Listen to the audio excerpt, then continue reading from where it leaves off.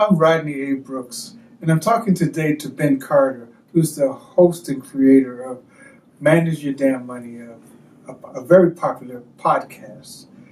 Ben has also written a book, but today we're going to talk about Manage Your Damn Money and the concept and how it was created. Thanks for having me, Rodney. Okay. It's a pleasure to be here. Manager and Money came out of, I was reading a Susie Orman book back in the summer of like 2010. I just graduated from graduate school in Syracuse and was in DC kind of searching for my first job, and the power went out. So I was just reading the Susie Orman book randomly. Kind of always had an interest in money myself personally, so I would read money books just in my own time. And then I realized in reading her book, I was like, wait a minute, there's no like cool equivalent for money. Like the most fun thing about money and personal finances is Susie Orman, which seems like a problem.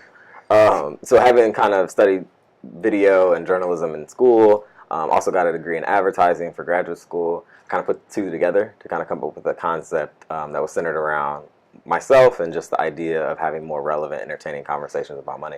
2010 was when I had the idea. The next day or next morning, I started working on like the logo and the visuals of it. This is real basic. I have the old stuff. Some of it looks pretty bad. But that's kind of when the inception of the idea began.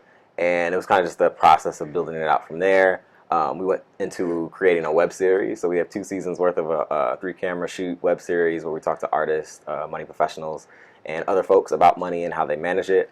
We've done some short film type things where I'm talking to people about money through the lens of pop culture or other things that people are interested in. And now it's manifested as a podcast where myself and my co-host Malcolm Etheridge, he's a licensed financial advisor. We talk about money. We have guests on to talk about very specific areas where people can learn how to do more with investing, or, for instance, talking to your parents about their succession plan in terms of when they go to the great beyond and what you're supposed to do. That means when they die. When they die. Well, that's the way to put it, right? Absolutely.